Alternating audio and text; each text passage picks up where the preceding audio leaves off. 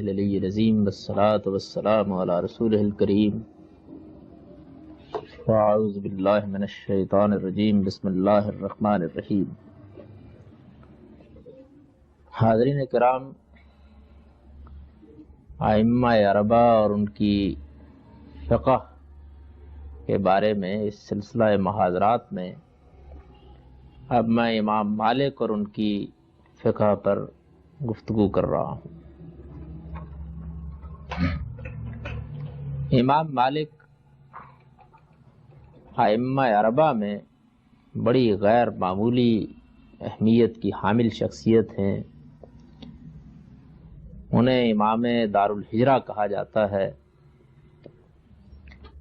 ان کی فقہ میں عمل اہل مدینہ کو بڑی خاص حیثیت حاصل رہی ہے، اور اس میں بھی کوئی شبہ نہیں ہے کہ عالم اسلام میں ایسا زمانہ بھی گزرا ہے کہ جس میں امام مالک کو جو اہمیت اور حیثیت حاصل تھی، باقی ائمہ بھی اس کے مقابلے میں کوئی اہمیت نہیں رکھتے تھے۔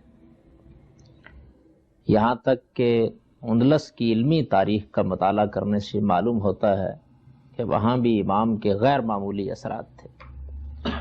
میں نے امام شافعی پر لیکچر دیتے ہوئے یہاں یہ عرض کیا تھا کہ وہ اگرچہ ان کے تلمیذ رشید ہیں، لیکن ان کو ان کے بارے میں عقیدت اور تقدس کے جذبات دیکھ کر ان سے اپنے اختلافات کو قلم بند کرنا پڑا، تاکہ لوگ اس قدر غلوب میں مبتلا ہو کر دین ہی کے بارے میں کوئی غلط رویہ نہ اختیار کر لیں۔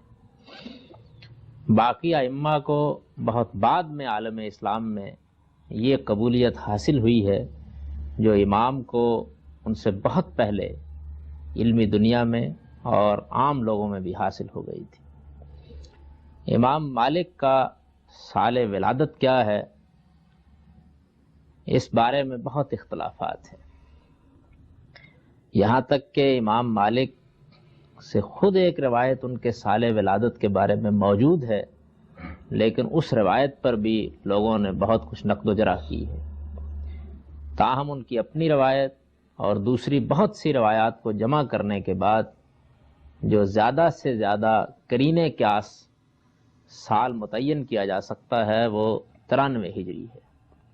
یہی وجہ ہے کہ امام مالک کے اکثر سوانح نگار یہ کہتے ہیں کہ وہ 93 ہجری میں پیدا ہوئے علی ارجح روایات، یعنی جو زیادہ سے زیادہ قابل ترجیح روایت ہو سکتی ہے وہ یہی ہے۔ اس معاملے میں کوئی اختلاف نہیں کہ ان کی جائے ولادت مدینہ منورہ ہے، اور مشہور مورخ امین الخولی کی تحقیق یہ ہے کہ مدینہ کے شمال میں 22-23 فرسخ کے فاصلے پر، اس زمانے کے لحاظ سے یوں سمجھ لیجئے کوئی 192-93 کلومیٹر کے فاصلے پر ایک مقام ہے جہاں امام مالک کی پیدائش ہوئی، اور اس مقام کا نام بھی مورخین نے بیان کیا ہے، یہ ذوالمروہ کے نام سے معروف تھا۔ پیدائش کے بعد تاریخی روایات سے یہ معلوم ہوتا ہے کہ امام مالک کے والد وہاں سے مدینہ منتقل ہو گئے، اور مدینہ سے 2 میل کے فاصلے پر ایک سرسبز و شاداب مقام عقیق کو انہوں نے اپنا مسکن بنا لیا۔ امام اس کے بعد شہر کے اندر بھی رہے ہیں، لیکن زیادہ روایات سے ہی معلوم ہوتا ہے کہ انہوں نے اپنی زندگی کا اکثر حصہ عقیق ہی میں گزارا ہے۔ اس کی تصدیق اس بات سے بھی ہوتی ہے کہ جب ہارون کے بیٹے ملنے کے لیے آئے ہیں تو اس میں بھی مورخین ان کے آنے کی جو تصویر کھینچتے ہیں کہ وہ آئے، وہ دروازے پر بیٹھے رہے، اندر اطلاع نہیں ہو سکی، تو اس وقت عقیق کی ریت اڑ کر ان کے چہروں پر پڑ رہی تھی، اس میں بھی اسی کا ذکر ہے۔ اسی طرح جب امام شافعی کو والی مدینہ ان کی خدمت میں لے کر گئے ہیں، اس کا واقعہ میں امام شافعی پر گفتگو کرتے ہوئے بیان کر چکا ہوں، تو اس وقت بھی عقیق ہی کا ذکر آتا ہے۔ اس سے معلوم ہوتا ہے کہ زیادہ عرصہ انہوں نے یہیں گزارا ہے۔ امام مالک کا پورا خاندان ایک دودمان علمی ہے۔ ان کے باپ، ان کے چچا، ان کے دادا، یہ سب جلیل القدر اصحاب علم میں سے۔ ان کے دادا کا معاملہ تو یہ ہے کہ وہ حضرت عثمان کے خاص احباب میں سے ہیں، کبار تابعین میں سے ہیں، اور جب حضرت عثمان کے زمانے میں مصحف کی نقول تیار کر کے مختلف امصار میں بھیجی جاتی تھیں تو ان کے لکھنے والوں میں ایک یہ امام مالک کے دادا بھی تھے۔ ان کے بارے میں یہ بھی معلوم ہوتا ہے کہ انہوں نے بڑی لمبی عمر پائی۔ لمبی عمر امام مالک کے خاندان کے اکثر لوگوں نے پائی ہے، امام نے بھی بہت لمبی عمر پائی ہے۔ تو عمر بن عبدالعزیز کے زمانے تک ان کے دادا زندہ تھے، اور یہ بھی معلوم ہوتا ہے کہ ان کی یہ حیثیت تھی کہ عمر بن عبدالعزیز رضی اللہ عنہ بھی بعض معاملات میں ان سے مشورہ کرتے تھے۔ بہت علم دوست آدمی تھے، اور ان کی یہ انتہائی خواہش تھی کہ ان کے سب بچے دین کے علم ہی کی جانب متوجہ ہوں۔ ایک واقعہ ان کے سوانح نگار بیان کرتے ہیں کہ امام کو کچھ کبوتروں سے بہت اشتغال تھا، بچپن میں غنا سے بھی کچھ اشتغال تھا۔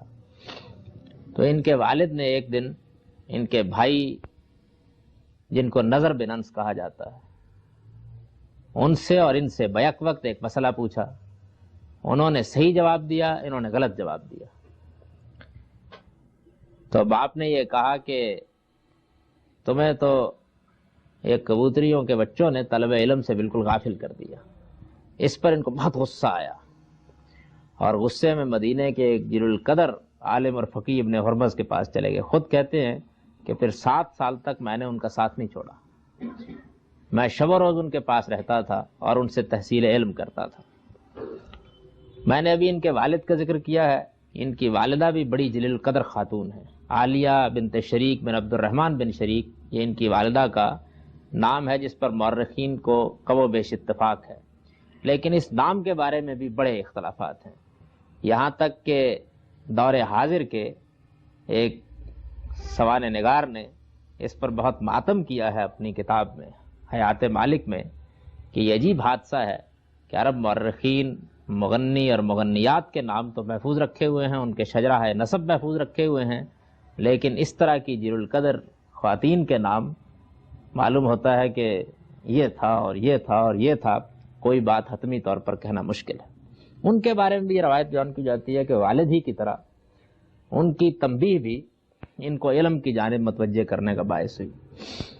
بہت خوبصورت آدمی تھے، بہت صاحب وقار، صاحب ہیبت، لیکن یہ واقعہ بیان کیا جاتا ہے کہ جب غنا سے کچھ اشتغال تھا، اور غنا اس زمانے میں مدینہ میں بہت عام بھی ہو گئی تھی، تو والدہ نے ان سے یہ کہا کہ جب لوگ کسی مغنی کا گانا سنتے ہیں تو اس کی صورت بھی دیکھتے ہیں، تمہاری صورت تو ایسی نہیں ہے کہ لوگ اس کو دیکھ کر خوش ہوں۔ تو اس سے انہیں بہت محسوس ہوا کہ اس فن کی جانب مجھے متوجہ نہیں ہونا چاہیے، چنانچہ اس کے بعد پھر یہ پڑھنے کے لیے بیٹھ گئے۔ اس میں یہ روایات بھی آتی ہیں کہ سب سے پہلے جب ماں نے یہ توجہ دلائی اور ان کا علم کی جانب رجوع ہوا تو والدہ نے ان کے لیے ربیہ کو تجویز کیا۔ ربیہ اس زمانے کے جلیل القدر فقہا میں سے ہیں، مدینے میں ان کے لیے بڑا غیر معمولی احترام تھا، اور ربیہ ان لوگوں میں سے تھے کہ جن کو ربیہ رائے کہا جاتا ہے، یعنی وہ امام ابو حنیفہ سے بھی پہلے اجتہاد کو بڑی اہمیت دیتے تھے۔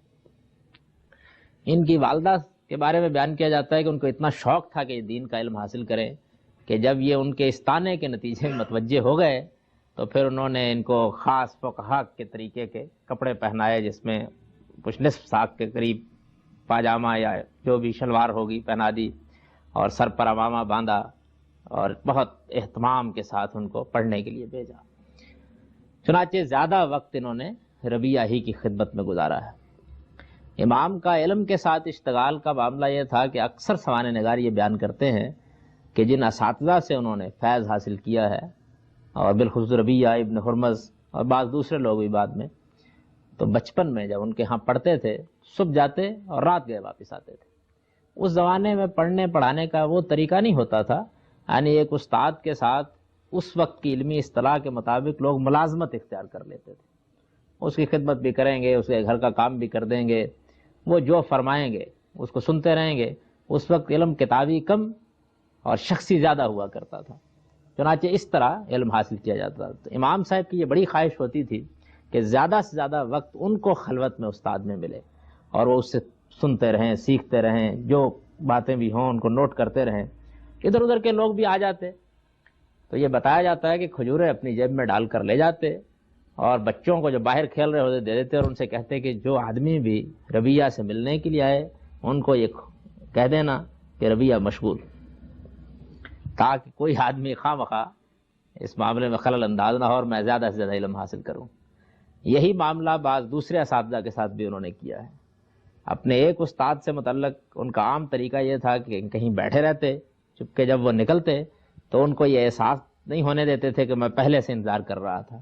پھر اس کے بعد جیسے کہ ابھی ملاقات ہوئی ہے سامنے آ جاتے اور پھر مسجد نبوی تک ان کے ساتھ جاتے اور وہیں ان کے پاس زیادہ سے زیادہ وقت گزارتے اور ان کے علم سے فائدہ اٹھاتے. یعنی جو طلب علم کا ان کا زمانہ ہے وہ انہوں نے بڑی غیر معمولی جدوجہد میں گزارا ہے اور علم کے ساتھ ان کی دلچسپی انتہا کو پہنچی ہوئی تھی.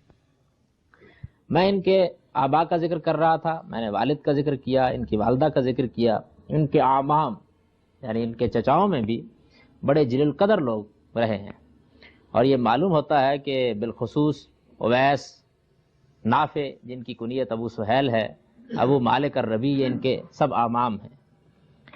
یہ بھی علم دوست لوگ تھے. یہ وہ لوگ ہیں کہ جن لوگوں سے لوگوں نے سیکھا بھی ہے اور جو خود بھی حصول علم میں بہت ممتاز رہے اس زمانے میں مدینہ میں. امام مالک کو مدینہ کا بہترین زمانہ ملا ہے. یعنی یہ مدینہ کا وہ زمانہ تھا کہ اگرچہ یہ بھی اس میں ہو گیا تھا کہ بہت سے مغنیات کے ڈیرے بھی بن گئے تھے اور ایک شاعر نے تو اس زمانے میں اہل مدینہ کو بہت طعنہ دیا ہے کہ تمہارے ہاں ہے کیا. اس نے 2 4 5 10 مغنیات کے نام لے کر یہ کہا ہے کہ انہی کی مجالسیں جو لگتی ہیں. لیکن اس میں بھی کوئی شبہ نہیں ہے کہ بڑے بڑے جلیل القدر علماء، ربیہ تھے، ابن ہرمز تھے، نافع تھے، ابن شہاب زہری تھے، محمد بن المنکدر تھے، جعفر صادق تھے. ان سب کا مسکن مدینہ ہی تھا. وہ جن کو ہماری اصطلاح میں فقہائے سبع کہا جاتا ہے وہ تو سب کے سب اس وقت مدینہ ہی میں تھے اور یہ سب تابعین فقہا تھے. انہی لوگوں سے لوگ نبی صلی اللہ علیہ وسلم کا علم حاصل کرنے کے لیے دور دراز سے آتے تھے. امام مالک ان کے درمیان میں بیٹھے ہوئے تھے، یعنی وہ جس سے جو چاہتے حاصل کرتے. ابن شہاب کے ساتھ بھی ان کا بڑا گہرا تعلق رہا ہے اور بہت عرصے تک وہ ابن شہاب زہری کے ہاں حاضر ہوتے رہے اور جو کچھ بھی وہاں سے حاصل ہوتا اس کو وہ اپنے ہاں نوٹ کرتے رہے. یہاں تک کہ ابن شہابی نے ایک مرتبہ ان پر یہ تبصرہ کیا کہ اب تو کوئی چیز باقی نہیں رہ گئی، تم نے اپنا ظرف بہت اچھی طرح بھر لیا ہے. ان سے سیکھنے کے معاملے میں بھی روایات سے یہ معلوم ہوتا ہے کہ بعض اوقات وہ کہتے کہ آج میں نے تمہیں اتنی روایات بتا دی ہیں، لیکن وہ کہتے کہ اور بتائیے اور بتائیے، اور اس طرح خالی کر لیتے ان کو. یہی ان کا عام طریقہ تھا.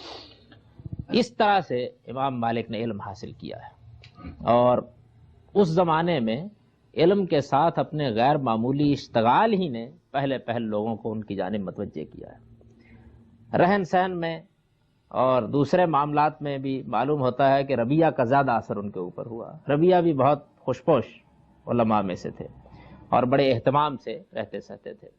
امام مالک کا اس معاملے میں اصرار تھا کہ علماء کو بہت شان کے ساتھ رہنا چاہیے. یہ ان کا خاص نقطہ نظر بھی ہے.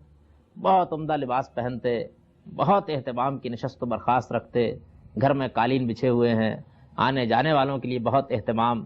یہ سب ان کا کہنا یہ تھا کہ ایک مسند اگر بادشاہوں نے لگا لی ہے اس زمانے میں تو اس سے علم کا وقار مجروح ہو رہا ہے. حالانکہ ان کو سادہ زندگی بسر کرنی چاہیے تھی، ان کے لیے تو یہ نس تھی. تو اب یہ ضروری ہے کہ لوگ علم کو حقیر نہ سمجھنے لگ جائیں. اگر حالات ہوں تو آدمی کو اسی طریقے سے رہنا چاہیے. یہ ان کا خاص نقطہ نظر ہے اور اپنے اس خاص نقطہ نظر پر انہوں نے بہت سے لوگوں کو دلائل بھی دیے. ان کے زمانے میں بہت سے لوگوں پر یہ چیز بھی بہت غالب آ گئی تھی کہ کچھ آدمی کو الگ بیٹھ جانا چاہیے اور خلوت میں بیٹھ کر کوئی عبادت کرنی چاہیے. اور امام مالک پر بھی اور اس زمانے کے مدینے کے جلیل القدر علماء پر بھی اس طرح کے صالحین کچھ طنز تعریض بھی کرتے رہتے تھے کہ ان کا عبادت کی جانب اس طرح کا اشتغال نہیں ہے، ان کی پیشانیوں پر گٹے نظر نہیں آتے ہیں، یہ بہت زیادہ نوافل پڑھتے ہوئے نظر نہیں آتے، اس طرح کا تھا.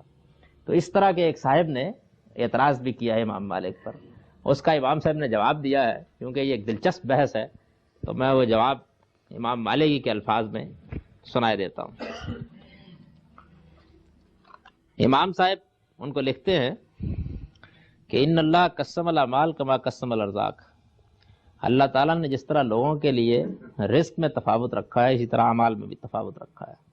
فرب رجل فتح له فی الصلاۃ ولم یفتح له فی الصوم، کتنے لوگ ہیں کہ جن کے لیے نماز بڑے اشتغال کا باعث بنتی ہے اور وہی چیز ان کے لیے راہ کھلنے کا باعث بنتی ہے، لیکن یہ چیز ان کے ہاں روزے میں نہیں ہوتی۔ وآخر فتح له فی الصدقہ ولم یفتح له فی الصوم، یہی معاملہ بعض لوگوں کا انفاق میں ہوتا ہے اور روزے میں نہیں ہوتا۔ وآخر فتح له فی الجہاد، کتنے لوگ ہیں کہ جن کا اصل اشتغال جہادی کے ساتھ ہوتا ہے۔ ونشر العلم من افضل الاعمال، اور علم کا دنیا کو بتانا، اس کا پھیلانا، اس کو لوگوں میں عام کرنا، یہ سب سے بڑا عمل ہے۔ وقد رضیت بما فتح لی فی، اور جب اللہ تعالیٰ نے ہر شخص کے لیے الگ الگ مقدر کیا ہے تو میں اس پر راضی ہوں کہ میرے لیے اللہ تعالیٰ نے علم کی مسند مقدر کی ہے۔ وما اظن ما انا فی بدون ما انت فی، اور میرا یہ خیال نہیں ہے کہ تم جو سارا دن نوافل پڑھتے رہتے ہو تو تم مجھ سے کوئی برتر آدمی ہو، میں بھی اپنے مقام کے اوپر اس کو وارجو ان یکونا کلانا علی خیر مبر، البتہ یہ میں ضرور دعا کرتا ہوں کہ ہم دونوں ہی اللہ تعالیٰ کی طرف سے خیر و بر پر ہوں گے، یعنی ہم دونوں ہی نے صحیح راہ اختیار کی ہے۔ یہ ان کا موقف ہے جو انہوں نے بیان کیا۔ تو اس پہلو سے گویا یوں سمجھ لیجئے کہ ان کی اصل اس وقت تعارف علم ہی کے پہلو سے تھا۔ یہ بیان کیا جاتا ہے کہ وہ اس کا یہ مطلب نہیں ہے کہ ان چیزوں کے معاملے میں غیر محتاط آدمی تھے، یعنی وہ بڑے اہتمام سے مسجد نبی میں آ کے نماز پڑھتے تھے، بڑے اہتمام سے آ کے دین کے باقی فرائض ادا کرتے تھے۔ تاہم جو بعض لوگوں کے اندر ہوتا ہے، بیٹھے ہوئے ہیں، روشن پیشانی ہے، کچھ روحانیت ان کے چہرے مورے سے نظر آ رہی ہے، کچھ نوافل کا اہتمام ہے، ایک ہی جانب بیٹھ کے خلوت میں ادھر اعتکاف سے اٹھے ادھر بیٹھ گئے، اس طرح کے مزاج کے لوگ اس وقت کچھ پیدا ہو گئے تھے۔ تو ان لوگوں نے جب تنقید کی تو انہوں نے اس کا جو جواب دیا ہے، وہ جواب اگرچہ میں نے پڑھ دیا لیکن اس کو جان لیجئے کہ وہ ہے کیا۔ امام مالک نے سب سے پہلے یہ حقیقت واضح کی کہ دین کسی ایک ہی طرح کے آدمی نہیں بنانا چاہتا، اس بنیادی غلط فہمی کو ہر شخص کو اپنے ہاں سے دور کر لینا چاہیے۔ دین کا معاملہ یہ ہے کہ ایک اس کا وہ دائرہ ہے کہ جو سب کے لیے ہے، یعنی ایسا نہیں ہے کہ کچھ لوگوں کو تو 5 وقت کی نماز پڑھنی ہے اور کچھ کو چھوڑ دینی ہے، کچھ حصہ دین کا وہ ہے جو سب کے لیے ہے۔ اس کے بعد باقی چیزوں کے معاملے میں آدمی کے مزاج اور ذوق کے لحاظ سے چیزیں اس پر زیادہ نمایاں ہوتی ہیں۔ ایک شخص کا بہت اشتغال ہوگا اعتکافی میں بیٹھے ہوئے ہیں، ایک شخص کا بہت اشتغال ہوگا مسجدی میں رباط کیے ہوئے ہیں، ایک شخص کا بہت اشتغال ہوگا روزے ہی رکھے جا رہے ہیں۔ جس طرح عبادات کے معاملے میں یہ تفاوت ہے، بالکل اسی طرح ازواج کے معاملے میں بھی یہ تفاوت ہے۔ تو بہت سے لوگ ایسے ہوتے ہیں کہ جن کا اصل اشتغال علم میں، تحقیق میں، انہی چیزوں میں ہوتا ہے، اور بہت سے لوگ ہیں کہ جن کا اصل اشتغال لوگوں تک دین پہنچانے میں، ان کی اصلاح کرنے میں ہوتا ہے۔ یہ در حقیقت وہ پہلو ہیں جو پیغمبر کے بعد اب تقسیم ہو گئے ہیں لوگ۔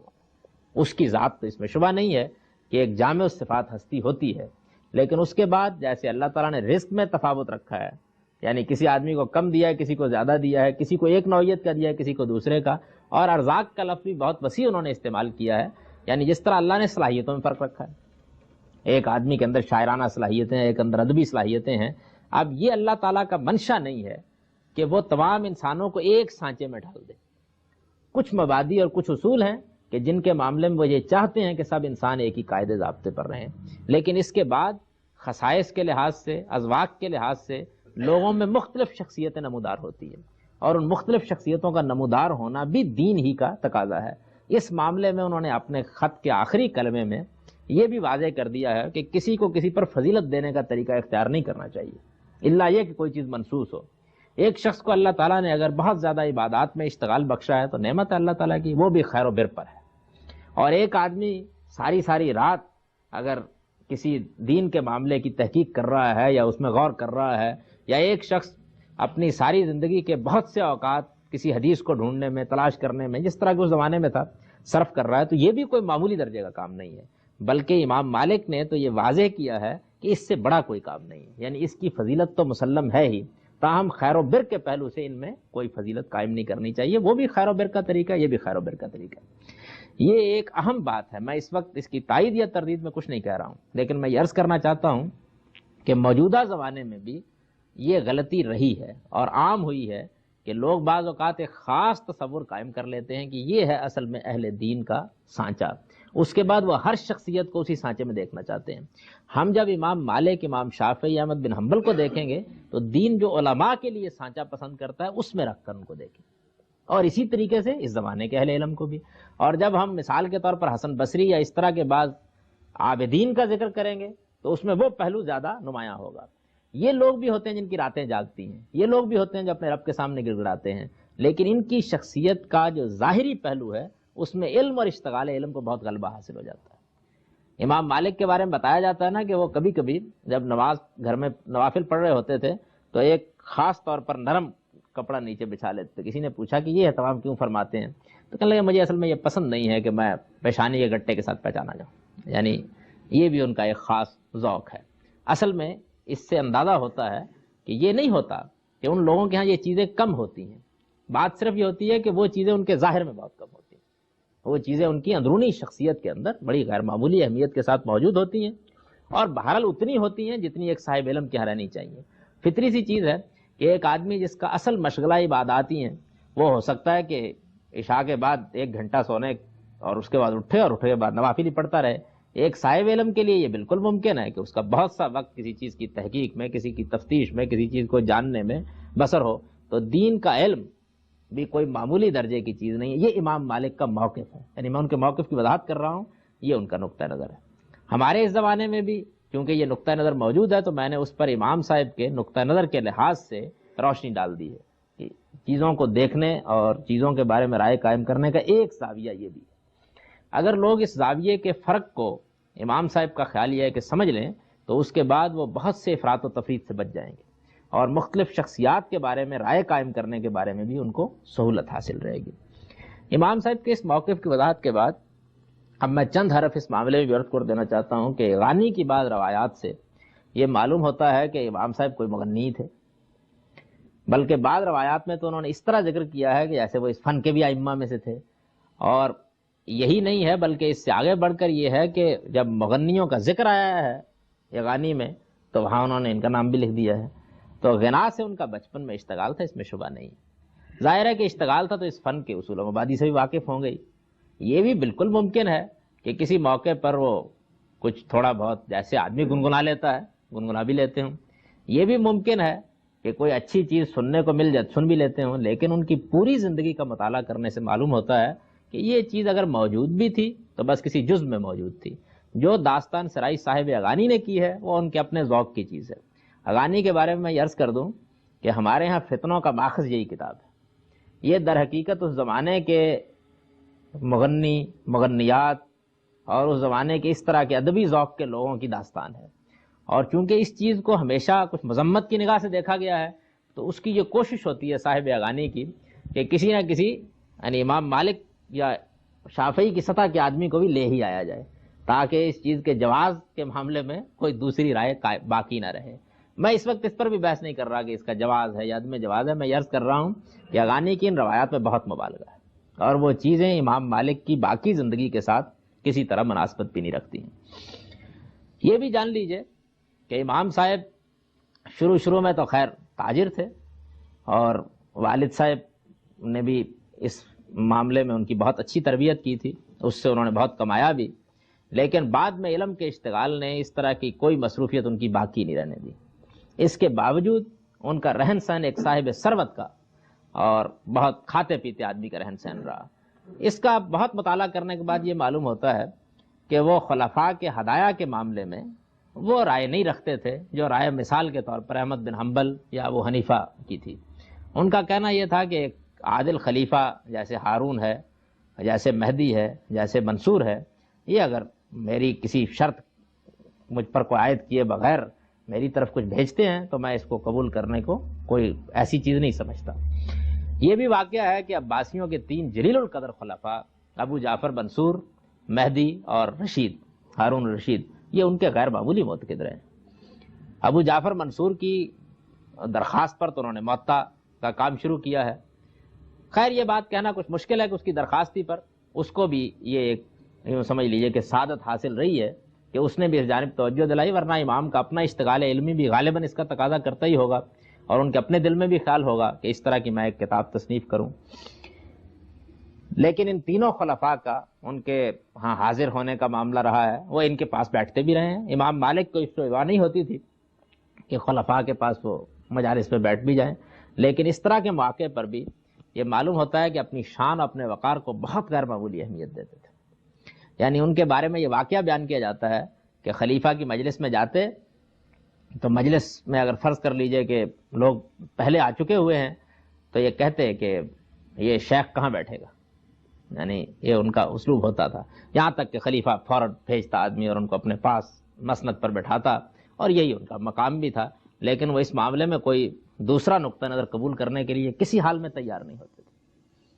یعنی ان کی ہمیشہ یہ خواہش ہوتی تھی کہ علم کا اجلال کیا جائے، علم کا احترام کیا جائے، علم ہی کو سب سے زیادہ برتر مقام حاصل رہے۔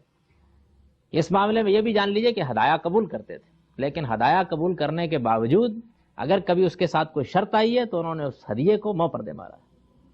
چنانچہ یہ بیان کیا جاتا ہے کہ مہدی نے ان کو 3000 دینار بھیجے اور یہ کہا کہ مدینے کو چھوڑ کے بغداد آ جائیے اور یہاں ہمارے بچوں کی تربیت کا بھی اہتمام ہوگا، ہم بھی آپ سے فائدہ حاصل کرنا چاہتے، تو انہوں نے کہا کہ یہ پیسے بھی واپس لے جائیے اور ان سے کہہ دیجئے کہ میں مدینے سے نہیں جاؤں گا۔ اس طرح کے اور بھی بہت سے واقعات ہیں۔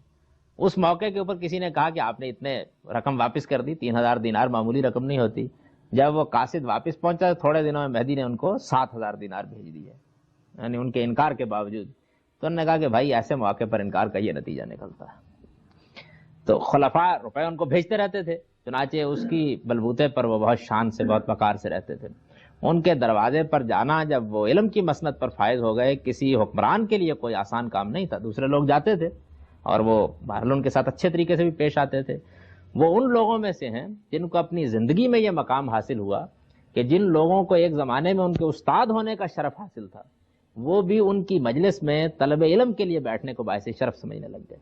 انہوں نے اپنے زمانے کے علم کو اس طرح ہضم کیا تھا اور بڑی ان کی غیر معمولی شہرت تھی۔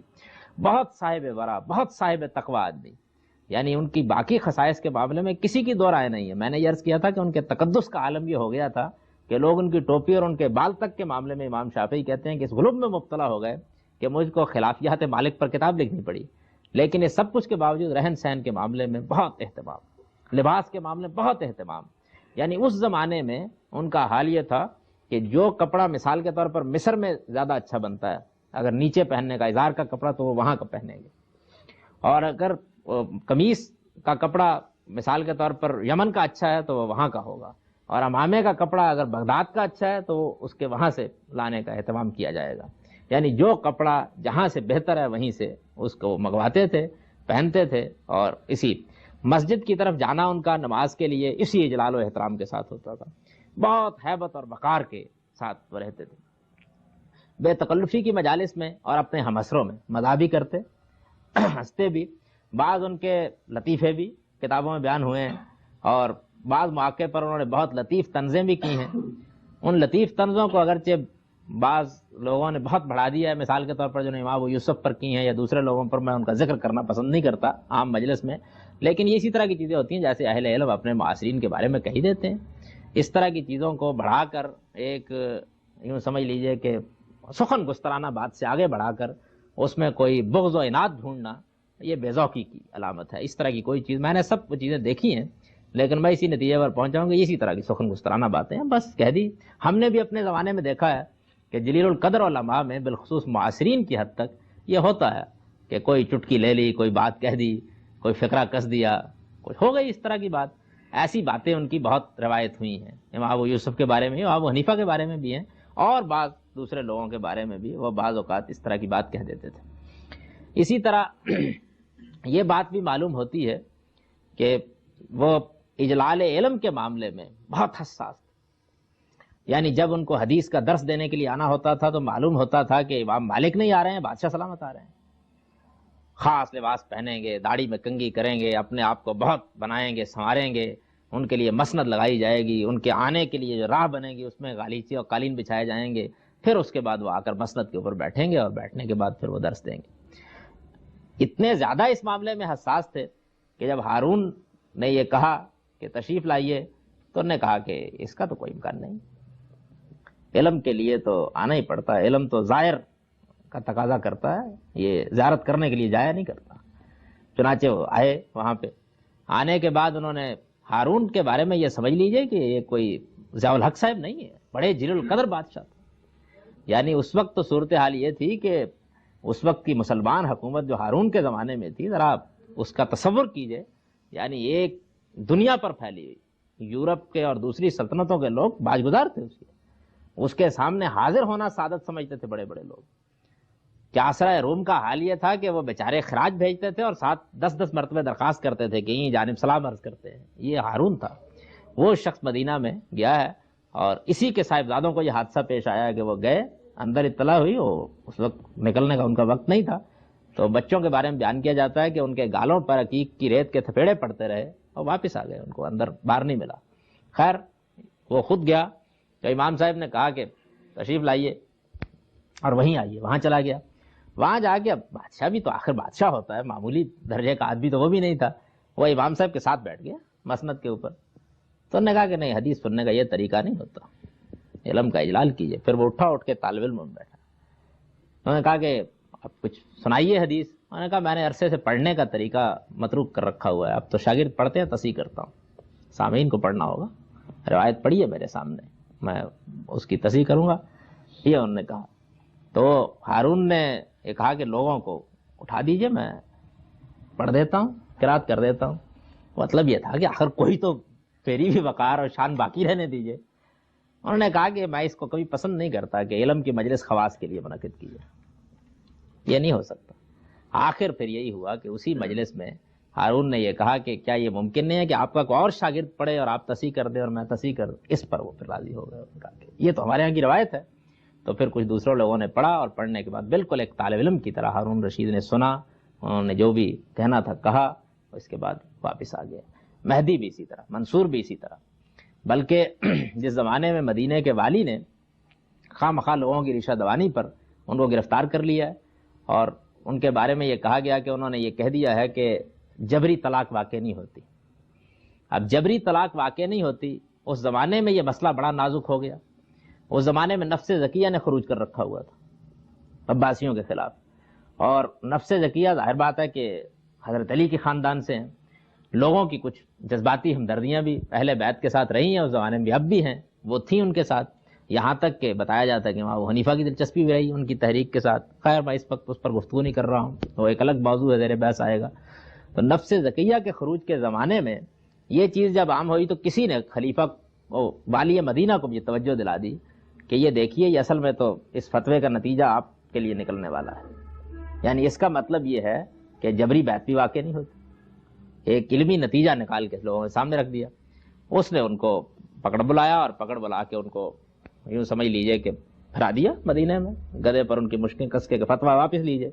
لیکن یہ واقعہ ہے کہ بڑی شان و وقار سے رہتے تھے, لیکن اس وقت بھی انہوں نے بڑی شان اور وقار کے ساتھ مدینے کی گلیوں کے کناروں پر کھڑے ہو کر یہ کہا کہ جو مجھے جانتا ہے وہ مجھے جانتا ہے, جو نہیں جانتا وہ جان لے کہ میں مالک بن انس ہوں اور میں یہ کہتا ہوں کہ جبری طلاق واقع نہیں ہوتی.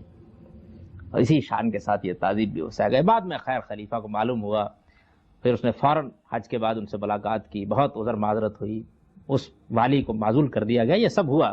لیکن یہ مرحلہ بھی ان پر آ گیا, اور اس مرحلے پر آنے کے بعد بہت سے لوگ جو ان کے بارے میں کہتے تھے کہ یہ کیا کریں گے, ناز و نب میں پلے ہوئے. لیکن یہ واقعہ ہے کہ لوگوں کو معلوم ہو گیا کہ عزیمت و استقامت کا تعلق احوال سے نہیں ہوتا, یہ آدمی کے دل کی چیز ہے. وہ ان حالات میں اطمینان سے بیٹھا ہوا تھا, دوسرے حالات آئے تو اس میں بھی اپنی شان کے ساتھ انہوں نے جو کام کر رہا تھا وہ کر دیا. تو میں یہ عرض کر رہا تھا کہ ان سب مراحل سے گزرنے کے باوجود امام صاحب بہرحال اپنی ذاتی زندگی میں بڑی ثروت کے ساتھ رہے.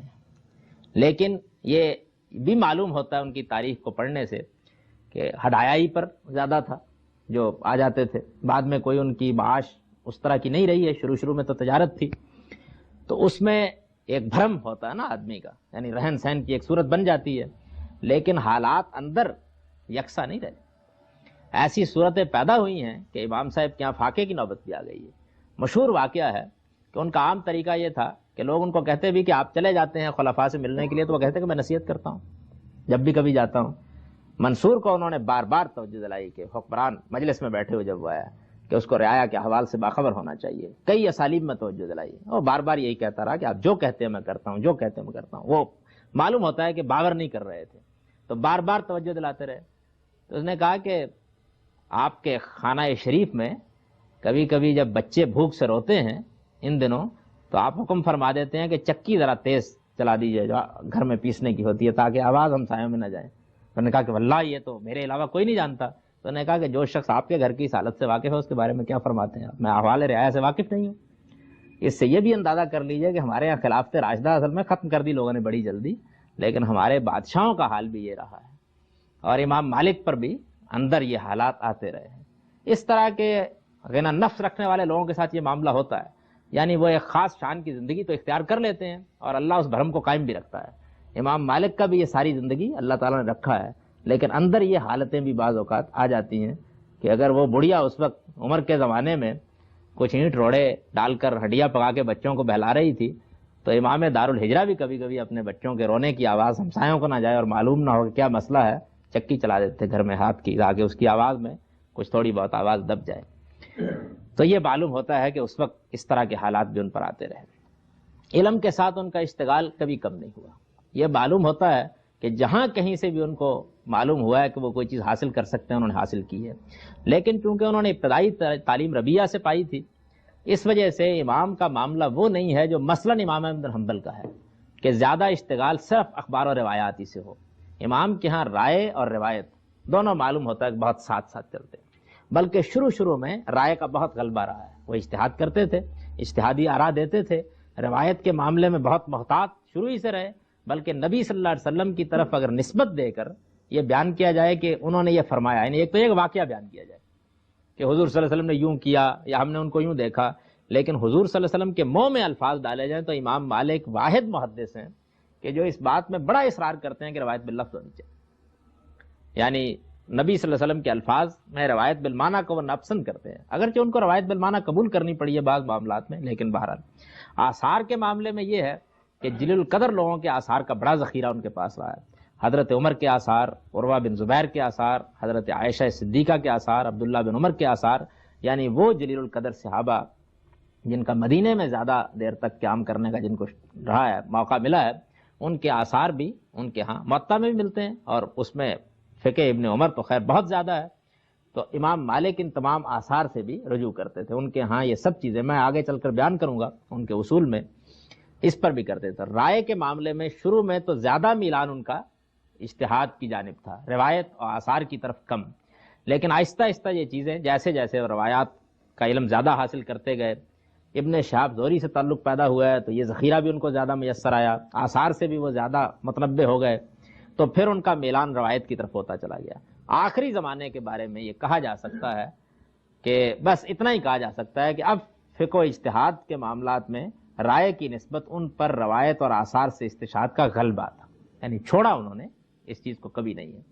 تو اس لحاظ سے یوں سمجھ لیجئے کہ جس طرح امام ابو حنیفہ کے معاملے میں یہ ہوا کہ روایت و آثار کے معاملے میں اشتغال ہمیشہ ہی کم رہا، اور کم رہنے کی وجہ پر ہم بحث کریں گے جب ان پر گفتگو کریں گے، لیکن امام مالک وہ امام ہیں ائمہ اربعہ میں سے کہ جن میں اس معاملے میں بڑا غیر معمولی توازن ہے۔ شافعی تو بعد کے لوگوں میں سے ہیں، ابتدائی زمانے کے لوگوں میں ان میں اس معاملے میں بڑا توازن ہے۔ علم کے معاملے میں کوئی تعصب بھی نہیں تھا، انہوں نے اہل بیت سے بھی علم حاصل کیا، دوسرے لوگوں سے بھی کیا۔ خیر اہل بیت میں جہاں تک امام جعفر صادق کا تعلق ہے، یہ تو واقعہ ہے کہ ان کو ان لوگوں نے خامخواہ اپنے کھاتے میں ڈال رکھا ہوا ہے۔ وہ جلیل القدر امام ہیں، خود صاحب اجتہاد ہیں، ان کی اپنی آراء ہیں، وہ خانوادہ پیغمبر کے علم کے وارث ہیں، اور اس زمانے میں اہل علم بہت فخر سمجھتے تھے ان سے استفادہ کرنے کو، وہ معمولی لوگوں میں سے نہیں ہیں، کیونکہ اہل بیت میں سے ہیں اس لیے بہرحال ادھر نتی ہو گئے، ورنہ یہ بات نہیں۔ امام صاحب نے اپنا گھر بھی بہت شاندار بنا رکھا ہوا تھا، اور اپنے گھر پر انہوں نے ماشاء اللہ لکھا ہوا تھا دروازے کے اوپر۔ کسی نے پوچھا، کہا کہ قرآن مجید میں اللہ تعالیٰ نے فرمایا ہے کہ وَلَوْلَا إِذْ دَخَلْتَ جَنَّتَكَ قُلْتَ مَا شَاءَ اللَّهُ، یعنی قرآن مجید میں یہ آیا تھا نا، تو انہوں نے کہا کہ الجنہ سے مراد یہاں الداری ہے، چنانچہ وہ ماشاء اللہ لکھتے تھے۔ اسی طریقے سے جس طرح کے جلیل القدر حکمران اپنی مہر بناتے ہیں، تو یہ بھی روایت انہوں نے ڈالی کہ ایک عالم کی بھی مہر ہونی چاہیے، چنانچہ ان کی مہر تھی جس پر حسبی اللہ و نعم الوکیل لکھا ہوا تھا، وہ اپنی آراء وغیرہ میں لگاتے بھی تھے۔ ان کے بڑے بڑے شاگردوں نے بعد میں جب ان کا علم پھیلایا ہے تو ان کی شخصیت کے یہ پہلو بھی اس کے ساتھ ہی منتقل ہوئے ہیں، اور جب یہ منتقل ہوئے تو لوگوں کے اندر بڑی غیر معمولی عقیدت و شان و احترام ان کے پیدا ہوا۔ کسی مجلس میں بھی یہ معلوم ہوتا ہے کہ وہ گئے ہیں تو اگر ان کے شان معاملہ ان کے ساتھ نہیں کیا گیا تو انہوں نے بالکل اس چیز کو گوارا نہیں کیا، یعنی وہ یا تو اٹھ کر چلے آئے ہیں وہاں سے، یا پھر یہ ہے کہ لوگوں کو یہ معاملہ کرنا پڑا ہے۔ خلفاء کو جب کبھی وہ ملنے کے لیے گئے ہیں تو اس سے کم پر انہوں نے کبھی کنایت نہیں کی کہ بادشاہ کی مسند پر اس کے برابر بیٹھے۔ ان کو جب خلعت دی گئی ہے عباسی خلیفوں کی طرف سے، تو خلعت کے بارے میں عام طریقہ یہ تھا کہ وہ پہنائی جاتی تھی، اور کوئی سمجھے خواجہ سرا پہناتا تھا. جب اس نے پہنانے کے آگے بڑھایا تو پسند نہیں کیا، انہوں نے اپنے کندھے سے جھٹک دیا ہے. تو خلیفہ نے محسوس کر لیا تو انہوں نے کہا کہ نہیں، سامان میں رکھ دیجیے، یعنی ان کے ساتھ یہ معاملہ نہیں ہونا چاہیے. اسی طرح سے عام روایت اس زمانے میں یہ تھی کہ اگر خلیفہ کے پاس گئے ہیں تو اس کا ہاتھ چومتے تھے لوگ، جیسے عربوں میں اب دیکھا ہوگا آپ نے، یعنی گالوں کو خیر چومتے، گالوں کو کیا چومتے ہیں، گالوں کے قریب کہیں چومتے ہیں. تو یہ جو ان کی عام روایت ہے، یہ روایت اس زمانے میں تھی کہ ہاتھ خلیفہ کا چومتے تھے. اور جب اٹھ کے آنے کا وقت ہوتا تھا تو عام طور پر خلیفہ اپنی آستین یا اپنی پوشاک کرتا اس کو چوم کے لوگ جاتے تھے. امام صاحب نے یہ کام کبھی نہیں کیا. وہ گئے، السلام علیکم ورحمۃ اللہ، واپس تشریف لائے اسی شان اسی وقار کے ساتھ. یہ بھی انہوں نے کبھی نہیں کیا. یعنی یہ بات کہ وہ ہدایہ قبول کرتے رہے، یہ بات کہ بہت ثروت کے ساتھ رہے، یہ سب کچھ کے باوجود ان کے تقدس اور ان کی شان کی وجہ یہ. چنانچہ انہوں نے بہت سے موقعوں پر یہ بیان بھی کیا کہ مسئلہ یہ نہیں ہوتا، مسئلہ یہ ہے کہ آپ کہتے کیا ہے. میں جاتا ہوں اس شان سے جاتا ہوں، بیٹھتا ہوں اس شان سے بیٹھتا ہوں، آتا ہوں اس شان سے آتا ہوں. مجھے اگر کوئی نصیحت کرنی ہوتی ہے لگی لپٹی رکھے بغیر نصیحت کرتا ہوں، جو مجھے کہنا ہوتا ہے دو اور دو چار کی طرح کہہ دیتا ہوں. اور بہرحال تعذیب اگر ہوئی تو اس میں بھی، اس کو تو انہوں نے بیان نہیں کیا لیکن اسی شان کے ساتھ اس میں بھی پورے اترے. یہ ان کا مقام رہا ہے اپنی ساری ذاتی زندگی میں. یہ بات بھی جان لیجئے کہ امام کے بیٹوں میں یحییٰ ہیں، محمد ہیں، حماد ہیں، ایک بیٹی بھی فاطمہ ہے. فاطمہ کے بارے میں تو بیان کیا جاتا ہے کہ بہت صاحب علم خاتون تھی، امام ان پر بہت فخر کیا کرتے تھے. وہ ان کی موطا کی حافظ بھی. چنانچہ یہ بتایا جاتا ہے کہ جب کبھی کوئی صاحب موطا کی قرات امام صاحب کے سامنے کر رہے ہوتے تو وہ اس میں کہیں غلطی کرتے اور امام صاحب کو تنبہ نہ ہوتا تو اندر سے دروازہ کھٹکھٹانے کی آواز آتی. تو تب فاطمہ یہ بتا دیتی کہ یہاں وہ غلطی کر رہے ہیں. صاحبزادے کا معاملہ یہ تھا کہ وہ کبوتروں کے ساتھ مشغول. چنانچہ امام صاحب کہا بھی کرتے تھے کہ دیکھیے یہ ہمارے صاحبزادے ہیں، ان کو کوئی خاص دلچسپی نہیں ہوتی تھی. اسی طرح یہ معاملہ بھی امام صاحب کو پیش آیا ہے کہ وہ مسجد نبوی میں بہت اہتمام سے نماز پڑھنے جاتے تھے، جمعہ پڑھنے جاتے تھے اور درس دینے کے لیے بھی جاتے تھے، بیٹھتے تھے وہاں جا کے. پہلے ان کا یہ معمول رہا. آہستہ آہستہ ان کو سلسل بول کی تکلیف تھی، یہ بڑھتی چلی گئی ہے. وہ اس تکلیف کا ذکر پسند نہیں کرتے تھے عام مجالس میں، اور مسجد سے ان کا تعلق پھر منقطع ہونا شروع ہوا ہے.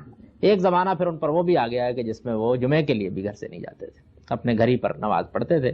اور اگر کوئی آدمی پوچھتا تو یہ کہہ دیتے کہ ہر بندے کے پاس ایک عذر ہوتا ہے، یہ ضروری نہیں ہے کہ اس کا اشتہار دیتا رہے. یہ زمانہ بھی ان پر آیا ہے. اسی عالم میں وہ پھر مدینے میں رخصت ہو گئے. ہمارے زمانے میں بھی بعض جلیل قدر علماء کے ساتھ یہ رہا ہے کہ ان کو مسجد میں حاضری پہ ترک کر دینی پڑی اپنی تکلیف کی وجہ سے.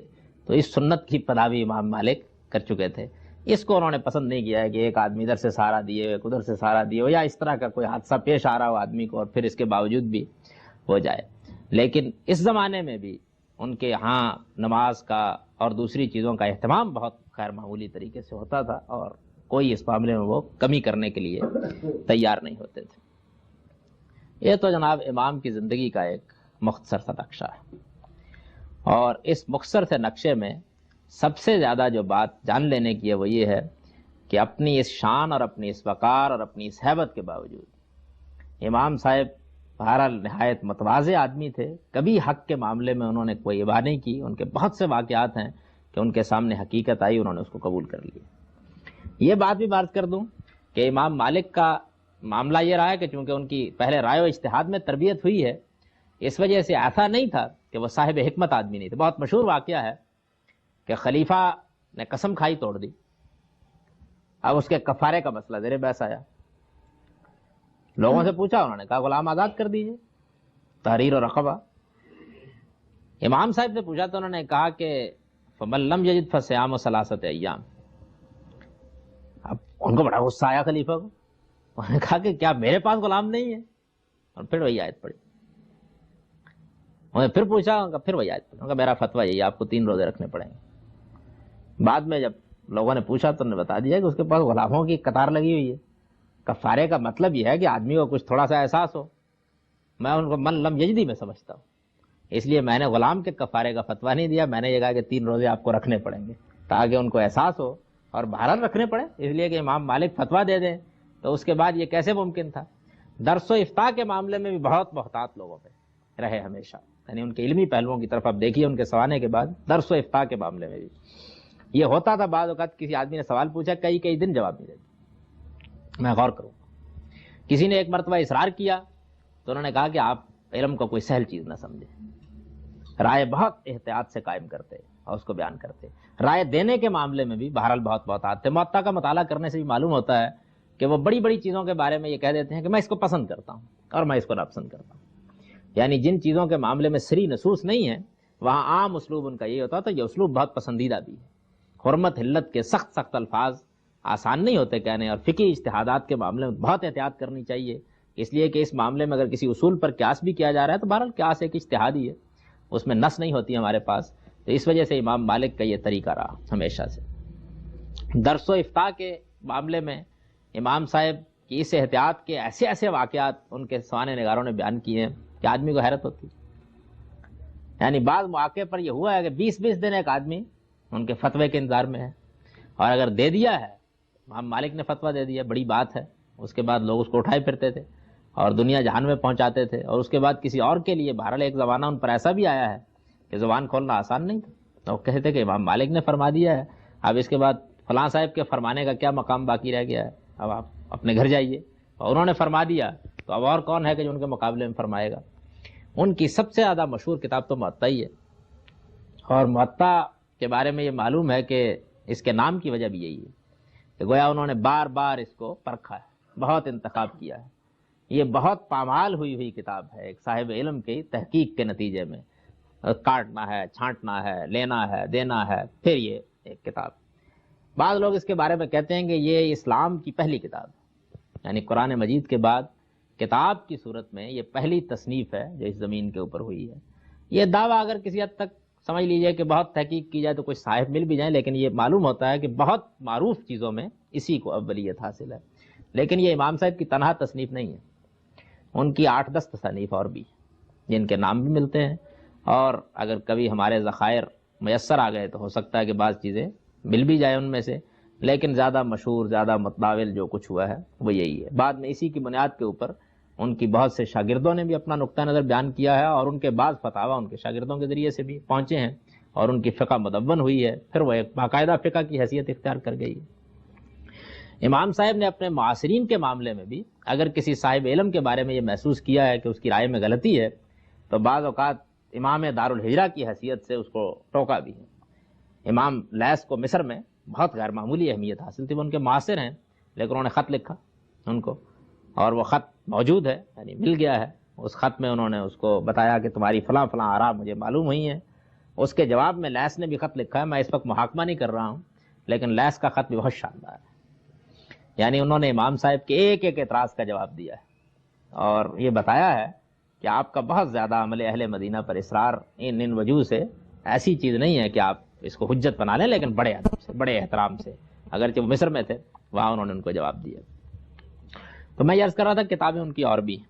ان کے علاوہ اب ایک نظر اس پر ڈال لیجئے کہ ان کے مصادر فقہ کیا ہیں، یعنی وہ کن چیزوں کو اصول کی حیثیت دیتے ہیں۔ میں نے اس سے پہلے امام شافعی پر لیکچر دیتے ہوئے یہ بتایا تھا کہ امام شافعی تو نہ ائمہ میں سے ہیں کہ جنہوں نے ہم کو اصول فقہ پر ایک پہلی کتاب دے دی ہے، یعنی اب ہم ان کی کتاب پڑھ کے جان سکتے ہیں کہ یہ اصول ہے۔ امام مالک کے ہیں یا امام ابو حنیفہ کے ہیں یہ صورت نہیں ہے، وہاں تو فقہ پر عملی کام ہو رہا ہے، یعنی یوں سمجھ لیجئے کہ امرؤ القیس شعر کہہ رہا ہے۔ خلیل بن احمد نے بہت عرصے کے بعد ہم کو تجزیہ کر کے بتایا کہ یہ شعر عروض کے ان اوزان پر کہے جا رہے ہیں، یہ جو اوزان ہے یہ تو بات کی چیز ہے، شاعری ہو رہی تھی، یا یوں سمجھ لیجئے کہ لوگ زبان تو بول رہے تھے، لیکن سیبوی اور خلیل بن احمد نے بہت بعد میں یہ بتایا کہ مفعول منصوب کر رہے ہیں اور فاعل کو مرفوع کر رہے ہیں، یہ بات کا موقع ہے، یعنی استقراء کے نتیجے میں۔ تو امام ابو حنیفہ کے ہاں یا امام مالک کے ہاں یہ اصول اس طرح سے بیان نہیں ہوتے، البتہ جب وہ فتویٰ دیتے ہیں، رائے دیتے ہیں، استنباط کرتے ہیں تو اس سے استقراء کے ذریعے سے یہ معلوم ہو جاتا ہے کہ ان کے مصادر فقہ کیا ہے۔ پہلا مصدر تو ظاہر بات ہے اور پہلا منبع قرآن ہے، قرآن مجید کو جو حیثیت اس امت میں رہی ہے وہی حیثیت امام مالک دیتے ہیں۔ قرآن کی بات سامنے آ جانے کے بعد پھر وہ کسی چیز کو کوئی اہمیت نہیں دیتے، یہ ان کی ساری فقہ سے معلوم ہوتا ہے۔ قرآن کے بعد دوسری چیز نبی صلی اللہ علیہ وسلم کی سنت ثابتہ ہے، اور اس میں تو امام مالک یوں سمجھ لیجئے کہ کوئی دوسری رائے کیا رکھ سکتے ہیں، سوائے چند احمق لوگوں کے اس امت کی تاریخ میں کسی شخص کو بھی اس معاملے میں کوئی شبہ نہیں ہوا ہے۔ تیسری چیز صحابہ کے اقوال ہے، جس کو آثار بھی کہہ سکتے ہیں، یعنی اگر کسی صحابی کا کوئی اثر ان کو مل جاتا ہے تو اس کو بھی وہ بڑی اہمیت دیتے ہیں. یہ بات موطا کا مطالعہ کرنے سے بھی معلوم ہو جاتی ہے کہ اس میں جس طرح سے وہ نبی صلی اللہ علیہ وسلم کی کوئی حدیث بیان کرتے ہیں، اسی طرح صحابہ کے آثار بھی بیان کرتے ہیں. صحابہ کے آثار سے متعلق ظاہر ہے کہ ان کی دلیل وہی ہے جو امام شافعی کی ہے کہ نبی صلی اللہ علیہ وسلم کی سنت اس طرح سے بھی ہم کو منتقل ہوئی ہے. اور صحابہ اگر دین کے بارے میں کوئی بات کہہ رہے ہیں تو یہ کوئی ایسی چیز نہیں کہ اس کو یوں ہی رد کر دیا جائے. یعنی ہمارے پاس پھر اس پر نقد و جرح کے لیے کوئی بڑی چیز ہونی چاہیے، ورنہ یہ کہ انہوں نے نبی صلی اللہ علیہ وسلم کی صحبت اٹھائی ہے تو ان کی بات مانی جائے گی. اسی طرح سے امام صاحب کے ہاں اجماع کا حوالہ بھی ہوتا ہے. یعنی اجماع کا مطلب یہ ہے کہ یہ بات تو سبھی مانتے ہیں، یہ تو چلی آ رہی ہے. یہ بالکل وہی مفہوم ہے اجماع کا جس میں امام شافعی یہ لفظ استعمال کرتے ہیں. یعنی جب ان سے مناظرہ کیا گیا تو انہوں نے کہا کہ آخر یہ فرائض، یہ سنن، یہ نماز ہمیں اجماعی سے ملی ہے. اور اس کے بعد جہاں اجماع نہیں ہوتا یعنی اختلاف ہوتا ہے اہل علم میں، وہاں وہ عمل اہل مدینہ کو بہت اہمیت دیتے ہیں. وہ یہ کہتے ہیں کہ 10,000 صحابہ کم و بیش وقتاً فوقتاً مدینہ مسکن رہا ہے، یہاں اللہ کے پیغمبر رہے ہیں. لوگ ان جگہوں کے علم کو بڑی اہمیت دے رہے ہیں کہ یہاں 1 یا 2 صحابی کہیں ملاقات ان سے ہو گئی ہے، تو اہل مدینہ کا عمل کیوں نہیں؟ اس کے اندر سنت شائع و ضائع ہوئی ہے. چنانچہ وہ اس معاملے میں یعنی ان کے اصول فقہ میں اس کو بڑی اہمیت حاصل ہے کہ عمل اہل مدینہ، یعنی اہل مدینہ کے ہاں اگر کوئی سنت اسٹیبلش ہو گئی ہے، کوئی طریقہ چلا آ رہا ہے تو وہ بیان کر دیں گے کہ ہمارے دیار میں یوں ہوتا ہے، صاف کہہ دیں گے ہمارے ہاں یہ بات یوں مانی جاتی ہے. اس کا مطلب یہ نہیں ہوتا ہے کہ عامت الناس میں یہ چیز چل رہی ہے. مطلب یہ ہے کہ مدینے کے فقہا، مدینے کے علماء، مدینے میں جو علم موجود ہے نبی کا، وہ اس طریقے سے ہم کو منتقل ہوا ہے. اس پر بڑے مناظرے ہوئے ہیں ہماری تاریخ میں. یعنی خاص طور پر امام شافعی کو بہت اختلاف ہے، امام شافعی نے بھی اس پر بہت لکھا ہے. اور بعد میں حنابلہ کے 2 جلیل القدر ائمہ ابن تیمیہ اور ابن قیم نے بھی، ابن قیم نے اعلام الموقعین میں باپ کے باپ باندھ دیے، اس پر بڑی نفیس بحثیں کی ہیں. یعنی یہ بات انہوں نے بتانے کی صحیح کی ہے کہ امام صاحب کا یہ اصرار ان کی حد تک تو ٹھیک ہے، اس لیے کہ ان کے سامنے جو کچھ ہے. لیکن اگر کسی دوسری جگہ پر کوئی صحابی یہ بتاتا ہے کہ فلاں چیز میرے پاس بھی موجود ہے تو اس کو بھی اہمیت دینی چاہیے. میں اس وقت بھی کسی چیز کی ترجیح نہیں واضح کر رہا، میں یہ عرض کر رہا ہوں کہ یہ بحث اس امت میں بعد میں رہی ہے. دوسری جگہوں پر جو صحابہ کا علم ہے وہ بھی ویسی اہمیت کا عامل ہے اور اس کی جانب بھی ہونا چاہیے. اسی طرح سے امام صاحب کی آراء، امام صاحب کے فتاوی، یہ سب اگر نظر میں ہوں تو یہ معلوم ہوتا ہے کہ جب ان سب چیزوں میں ان کو کوئی ہدایت نہیں ملتی اور زندگی کے معاملات متنوع ہیں. ایک صاحب علم نے کہا ہے نا کہ دین محدود ہے اور زندگی لامحدود ہے. یعنی دین میں تو جو باتیں بتائی جائیں گی وہ 2، 4، 5، 7 ہوں گی، یعنی بتا دیا، لیکن زندگی کے حوالے بقائے لامحدود ہیں، پیش آتے رہتے ہیں. تو اس وجہ سے یہ کسی طرح نہیں ہو سکتا کہ چند نصوص میں ان کو بند کر دیا جائے. چنانچہ امام صاحب قیاس بھی کرتے ہیں، قیاس کی مثالیں موجود ہیں. قیاس البتہ اسی اصول پر کرتے ہیں کہ یہ بات صریح طور پر اس علت پر مبنی ہے اور یہی چیز دوسری جگہ بھی پائی جاتی ہے. یعنی قیاس صریح کے قائل ہیں. احناف کی طرح بہت زیادہ اس معاملے میں وسعت سے کام امام مالک بھی نہیں لیتے ہیں، استحسان پر بھی فتویٰ دیتے ہیں. اسی طریقے سے معروف پر بھی امام مالک کے فتوے موجود ہیں، اور معروف کے ایک ماخذ قانون ہونے کو تو قرآن مانتا ہے، قرآن نے اس کو بیان بھی کیا ہے. سد ذرائع کے بھی بہت سے فتاوی ہیں امام صاحب کے.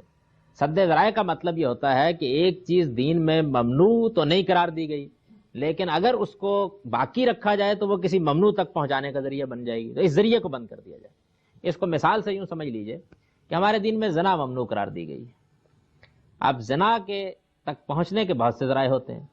کسی اجنبیہ سے خلوت ہے، بے تکلفی ہے، گھروں میں آنے جانے کے معاملے میں بے احتیاطی ہے، یہ جتنی بھی چیزیں اس معاملے میں سد ذرائع کے باب کی، یعنی اصلاً ممنوع نہیں ہے، بلکہ ایک ممنوع چیز تک چونکہ پہنچنے کا ذریعہ بن جاتی ہیں، تو اس وجہ سے ان کے بارے میں بھی تو امام صاحب اس اصول پر بھی فتوے دیتے ہیں. مسالے مرسلہ یعنی وہ مسلطیں کہ جن کو شارع نے چھوڑ دیا ہے، ہم اس کو خود سمجھ سکتے ہیں، ان پر بھی ان کے فتوے ہیں. لیکن مسالے مرسلہ کے بارے میں یہ معلوم ہوتا ہے کہ 3 چیزوں کا وہ بہت خیال رکھتے ہیں. ایک تو یہ ہے کہ ایسی کسی مصلحت پر ان کا فتویٰ دین کی کسی اصل اور کسی دلیل قطعی کے خلاف نہ ہو. بہت اصرار سے اس کو واضح بھی کرتے ہیں کہ یہ چیز کسی دین کے اندر جو مصلحت معتبر ہے اس کے خلاف نہیں پڑ رہی. پھر یہ ہے کہ مصلحت کے معاملے میں انہیں اس پر اصرار ہوتا ہے کہ اگر 10 عاقلوں کے سامنے یہ بیان کیا جائے کہ یہ مصلحت ہے تو اس کو مانے وہ لوگ.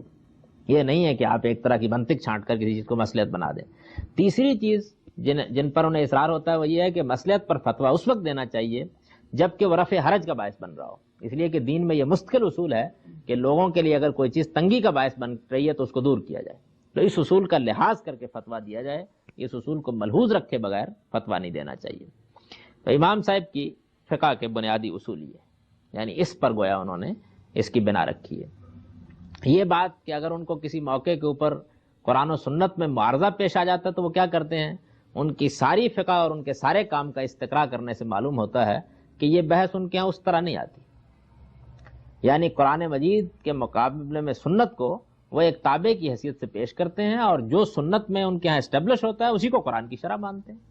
وہ یہ سمجھتے ہیں کہ قرآن مجید کا منشا یہی ہے، یعنی یوں سمجھ لیجئے کہ اس معاملے میں جو امام شافعی کا رویہ ہے وہی ان کا رویہ ہے، لیکن امام شافعی کے ہاں اخبار احاد کی بارے میں زیادہ اشتغال ہے، امام صاحب کے ہاں وہ چیز نہیں۔ امام صاحب سنت کو بہت چھان پھٹک کر لیتے ہیں، بہت احتیاط سے لیتے ہیں، اور واقعہ یہ ہے کہ انہوں نے بہت مختصری مجموعہ دیا ہم کو، موطا امام مالک سب سے مختصر مجموعہ ہے۔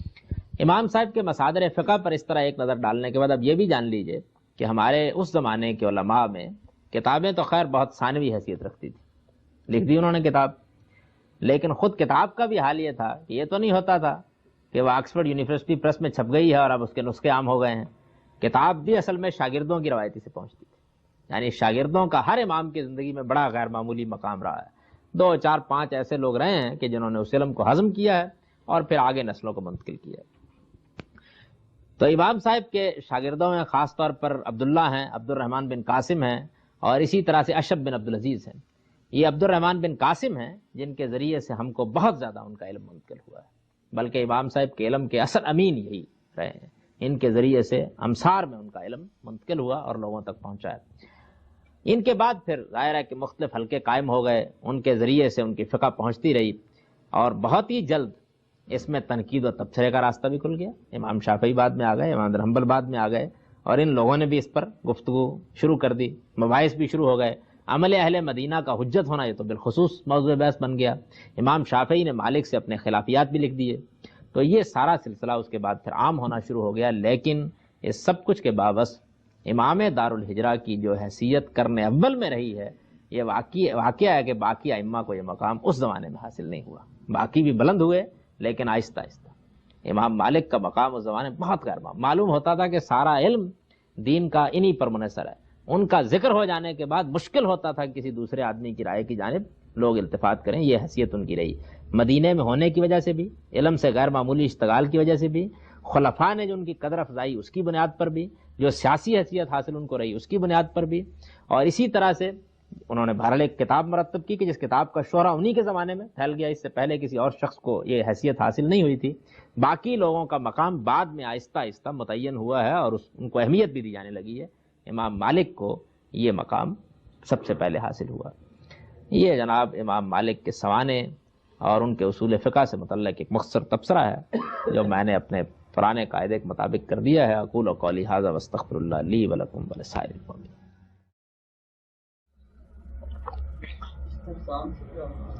جی، ہم کسی چیز کے بارے میں یہ محسوس کرتے ہیں کہ اس میں جو بات لوگوں کا مطالبہ ہے یہ ان کے لیے مفید ہوگی، بہتر ہوگی، اس میں مسلمانوں کے لیے اچھائی کا پہلو ہے، ہر عاقل یہی سمجھے گا کہ یہ چیز ان کے لیے مفید ہونی چاہیے، تو اس کی بنیاد پر اس کو ان کے لیے واجب کر دیتے ہیں یا لازم کر دیتے ہیں۔ دیکھیے نا، اس طرح کے احوال پیش آتے رہتے ہیں، یہ بہتر ہی ہے نا کہ ٹریفک ایک ہاتھ چلے، اس کے لیے کوئی نص تو موجود نہیں۔ اب پورے ملک میں ہم نے دائیں ہاتھ ٹریفک کا چلنا حرام قرار دے دیا ہوا ہے اور بائیں ہاتھ چلنا واجب قرار دے دیا ہوا ہے، اس کے لیے قرآن حدیث میں کچھ نہیں لکھا ہوا۔ لیکن کیا یہ واقعہ نہیں ہے کہ مسلمانوں کی مصلحت کا تقاضا یہی ہے؟ تو اس طرح کی مصلحت کی رعایت کرتے ہیں ہم، اس طرح کی مختلف چیزوں کے بارے میں یہ اصطلاحات ہیں۔ ان کا فنی فرق کیا ہے، اس پر اگر آپ لوگ چاہیں گے تو میں ایک لیکچر دے دوں گا، لیکن یہ یعنی بہت مفصل بحث ہے۔ استحسان مالکیہ کے نزدیک، استثنان حنابلہ کے نزدیک، اس میں بڑے مسئلے پیدا ہو جاتے ہیں۔ سد ذرائع کے بارے میں جو آپ نے فرمایا، امام صاحب کے کافی فتاوی موجود ہیں، اس بات کو میں نے کس جگہ سے کریٹیسائز کیا ہے یا اس کی پرائز کی ہے؟ انہوں نے فتوے اس اصول پر بھی دیے ہیں۔ سد ذریعہ کا اصول یہ ہوتا ہے نا کہ وہ چیز دین میں ویسے تو ممنوع نہیں ہے، لیکن وہ کسی ممنوع یا حرام چیز تک پہنچانے کا ذریعہ بن رہی ہے تو اس کو روک دیا جاتا ہے۔ اسی طرح آپ نے فرمایا کہ وہ ہدایہ کو قبول فرماتے تھے، خلفاء کی طرف سے جو ہدایہ ان کو دیے جاتے تھے، اسی ضمن میں حضرت امام ابو حنیفہ اور ان کے اور بھی ساتھی ہیں، مجھے نام نہیں یاد آ رہا، تو اس وقت خلیفہ نے جس وقت یہ ہرایا جس مال کو میں خود خلیفہ کے لیے حلال سمجھتا ہوں اس کو اپنے لیے کیسے حلال سمجھوں؟ اس لحاظ سے ان کے موقف میں ایک خاصا وزن پایا جاتا ہے، جبکہ امام مالک صاحب نے ان کے ہدایہ کو بڑی خوشی کے ساتھ قبول کروا دیا۔ تو اس بارے میں یہ جو موقف دونوں اماموں کے درمیان پایا جاتا ہے کیا وہ زیادہ وزنی محسوس نہیں ہوتا؟ میں اس سے اجتناب کر رہا ہوں کہ جن ائمہ پر میں گفتگو کر رہا ہوں ان کے کسی موقف پر نقد کروں، میں ان کا موقف واضح کرنے تک فی الحال محدود رہنا چاہتا ہوں۔ امام مالک کا استدلال عرض کر دیتا ہوں، ظاہر ہے ان سے لوگوں نے سوال کیا ہے، پوچھا ہے، تو وہ یہ کہتے ہیں کہ میں یہ جو ادھر ادھر والی ہیں ان سے تو کوئی چیز قبول نہیں کرتا۔ خلیفۃ المسلمین کے ہاں عام طور پر میرا اعتماد یہ ہے کہ معاملات عدل سے چل رہے ہیں، اور اس معاملے میں جو لوگ تشدد برت رہے ہیں وہ خواہ مخواہ کا تشدد ہے، میں اس کو غلط نہیں سمجھتا، ان کی رائے۔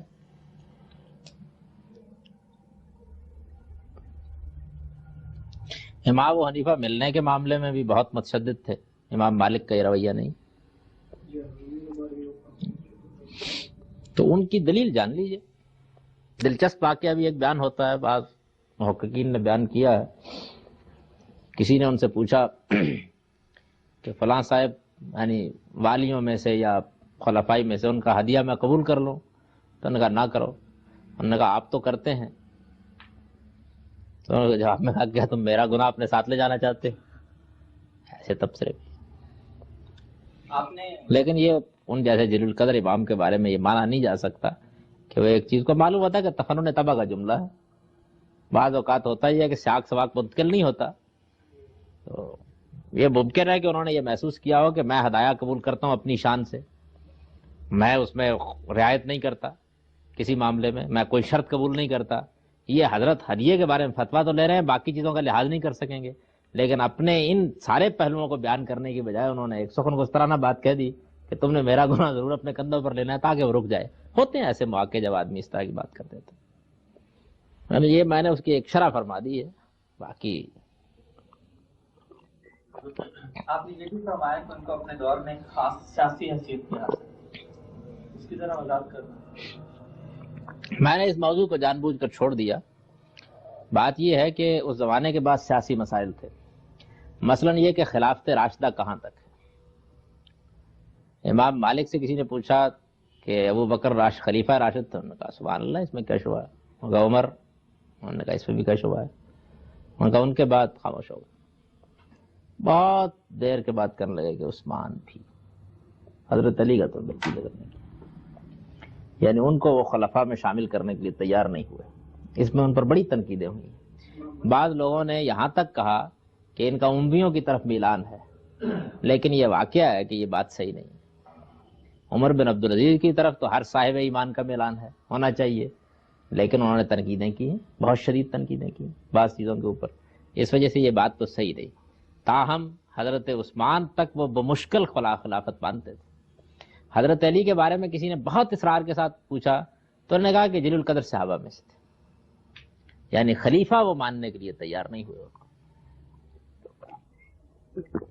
اور یہ بھی معلوم ہوتا ہے بعض جگہوں پر کہ کسی نے یہ کہا کہ ابو بکر عمر کے بارے میں خاموش ہو گئے، کہہ کے یعنی ان کے بعد تیسرے حضرت عثمان کا نام مل لیا، تو انہوں نے کہا کہ ان کے بعد چلے، ان کے بعد بہت جلیل القدر لوگوں میں سے زید بن ثابت تھے، بہت جلیل القدر لوگوں میں عبداللہ بن عمر تھے، یعنی وہ گریز کر گئے اس معاملے میں۔ تو اس اعتبار سے ان کا یہ سیاسی موقف بھی بہت موضوع بحث رہا ہے۔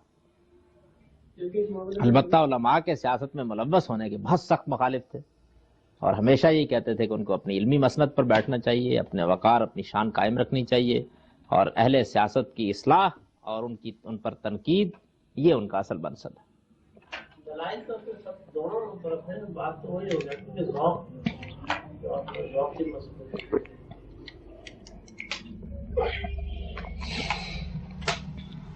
سد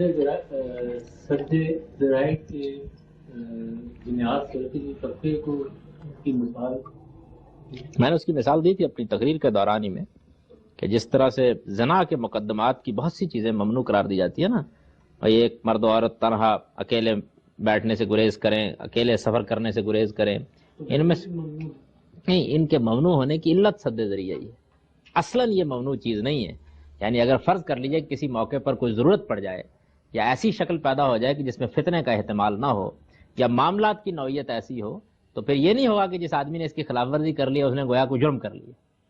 سد ذرائع پر فتوے کا مطلب یہ ہوتا ہے، یعنی اس میں روکا جاتا ہے لوگوں کو، لیکن مصلحت کے تحت، حکمت کے تحت، ضرورت کے تحت اس میں اباحت کا دروازہ کھل جاتا ہے. لیکن کسی ضرورت کے تحت مثال کے طور پر زنا کرنے کی اجازت نہیں جا سکتی، وہ چیز اصلاً ممنوع ہوتی ہے، کسی حال میں بھی اس کے لیے کوئی دروازہ نہیں کھلتا. سد ذرائع کا جتنا بھی باب ہوتا ہے یہ بہت حکیمانہ باب ہوتا ہے، بے شمار مواقع ہیں کہ جن پر اس کی اجازت دینا پڑتی ہے. سد ذرائع کا تعلق تمدن کے ارتقاء سے بھی ہوئے تو یہ بھی بہت فرق پڑتا ہے. تمدن کے ارتقاء سے فرق پڑتا ہے، معروف سے فرق پڑتا ہے، سوسائٹی کے عدل بدلتے حالات سے فرق پڑتا ہے، شخص کے معاملات سے فرق پڑتا ہے، بہت فرق پڑتا ہے. آپ یہ دیکھیے نا کہ ہمارے علماء سد ذرائع کے تحت اس سے پہلے بڑا اصرار کرتے تھے کہ مرد و عورت ایک چارپائی پر نہ بیٹھیں. دیکھا ہوگا پرانے گھروں میں، یعنی کوئی آدمی گھر میں گیا ہے تو عام طور پر خواتین اٹھ جاتی تھی. ایک اچھی بات ہے، ٹھیک ہے، لحاظ رکھا جائے اس کا. لیکن اب گاڑی کی سیٹ پر کیا کریں گے؟ کار میں گھر والے جا رہے ہیں تو وہاں کیا ہوگا؟ بس میں کیا ہو جائے گا؟ ٹرین میں کیا ہو جائے گا؟ موٹر سائیکل کیا مصیبت ڈھا دے گی؟ یہ مسئلے ہیں نا، یہ مسئلے پیدا ہو گئے ہیں. یہ مسئلے پیدا ہو گئے، ظاہر ہے کہ علت پر نگاہ رکھنی چاہیے، فطری چیز. یہ امام مالک کے بارے میں آج پہلی دفعہ یہ بات سننے میں آئی. آپ نے جو فرمایا کہ وہ خلافت راشدہ کے بارے میں ان کا موقف اہل سنت کے علماء سے مختلف تھا، تو اس ضمن میں خلافت ملوکیت میں مولانا مودودی صاحب نے جو دو حدیث کو کی ہیں، ایک تو حضرت عمار بن یاسر کی شہادت کا واقعہ جس سے قریب ہو جاتا ہے کہ حضرت علی کی شہادت میں جو خلافت تھی وہ بالکل برسر عام تھی، اور دوسرے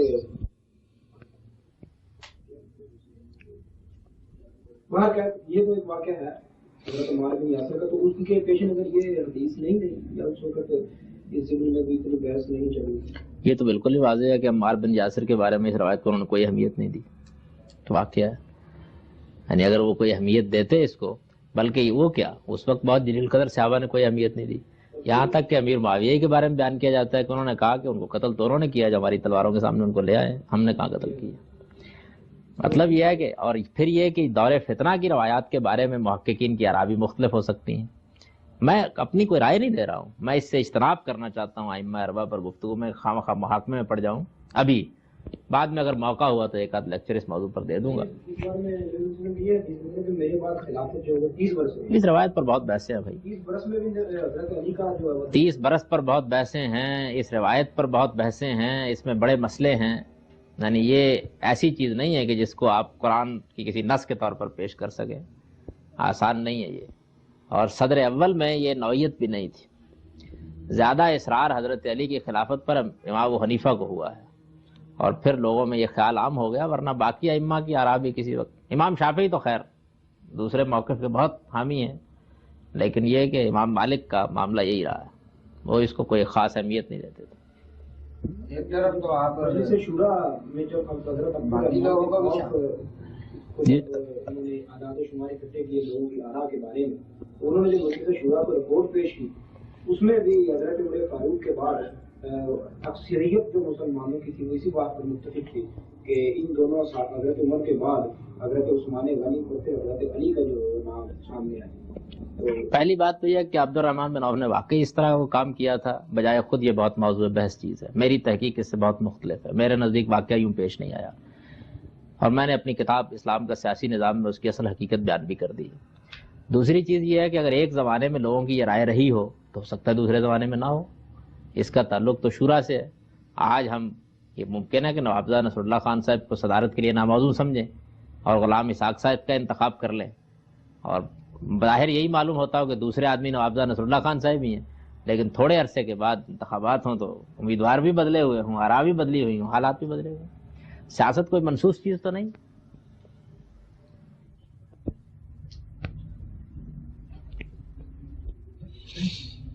اس سے پہلے کہ آپ کوئی اور سوال کریں میں یہ عرض کر دوں کہ اگلی دفعہ ہفتے کو میری قیامگاہ پر اجتماع ہوگا. حضور اکرم صلی اللہ علیہ وسلم کی جو ہستی ہے متوازن سی، جس میں آپ نے فرمایا کہ سب کچھ ہی موجود ہوتا ہے نبی کی زندگی میں، اور یہ خیال آتا ہے کہ ہر مسلمان کو بہرحال اسی ایک متوازن شخصیت میں ڈھلنے کی کوشش کرنی چاہیے. اس میں جو آپ نے ذوق کا فرق بتایا کہ ہر شخص کا اپنا ذوق ہوتا ہے، اس میں ظاہر ہے کہ وہ جب اس میں لگے گا، اس میں اشتغال اس کا ہو جائے گا، تو پھر وہ اس شخصیت سے ذرا ہٹ جائے گا جو اصل میں نبی کی تھی اور جو زیر نظر رہنی چاہیے. آپ کا اس بارے میں تھوڑا تفصیل بتائیں گے؟ ویسے آپ نے فرمایا کہ صرف امام مالک کا نقطہ نظر تھا جو آپ نے. یہ صرف امام مالک کا نقطہ نظر، میں نے اس کے بارے میں نہیں کہا. امام مالک کو یہ بحث پیش آئی ہے اور انہوں نے اس پر نقطہ نظر واضح کیا ہے. ہمارے قدیم سب علماء کا یہی نقطہ نظر رہا ہے، عملاً بھی یہی رہا ہے، اور اگر کوئی بحث ہو گئی ہے تو یہی انہوں نے واضح بھی کیا ہے. نبی صلی اللہ علیہ وسلم کی شخصیت ہر اعتبار سے ایک مثالی نمونہ ہے. آدمی کو اس تک پہنچنے کی صحیح کرنی چاہیے، لیکن اس کے اندر بعض ایسے عوامل ہیں جو بہرحال قابل لحاظ ہیں. نبی صلی اللہ علیہ وسلم کو اس طریقے سے اشتغال علمی کی ضرورت نہیں تھی جس طرح ہم کو ہے. ان کو عربی زبان سیکھنے جاننے کے لیے نحو نہیں پڑھنی تھی بیٹھ کے، انہوں نے بلاغت کے موضوعات پر تحقیق نہیں کرنی تھی، ان کو کلام جاہلیت کا وسیع و عریض مطالعہ نہیں کرنا تھا. قرآن مجید کے کسی مدعا و فہم کو سمجھنے کے لیے رات بھر اور بلکہ بعض اوقات ہفتہ یہ جاننے کے لیے کہ سیاق کیا ہے، سباق کیا ہے، کمرے میں ٹہلنے کی ضرورت ان کو نہیں تھی. اب ظاہر ہے کہ یہ ضرورتیں ان کو نہیں تھی، ہم کو پیش آتی ہیں. پہلی بات یہ علم کے حصول ہی کا زمانہ ہمارا ان سے مختلف نہیں ہوتا، بلکہ اس کے بعد علم کی ضرورتوں کو پورا کرنے کا زمانہ بھی بہت مختلف ہو جاتا ہے.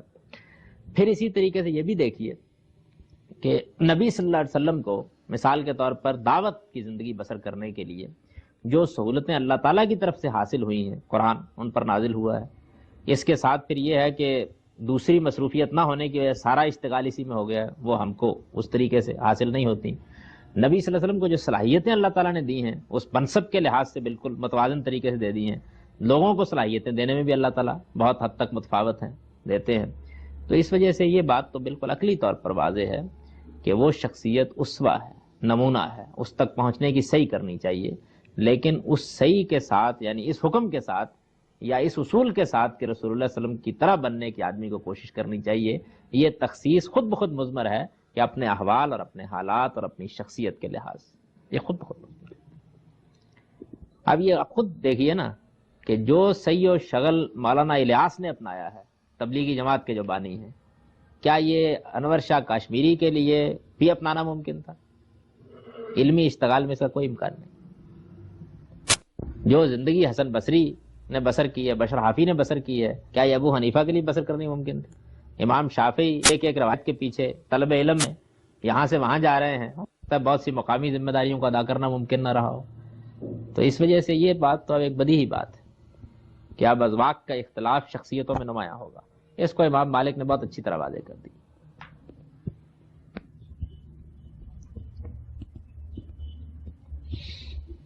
اچھا جناب، دعا کیجیے.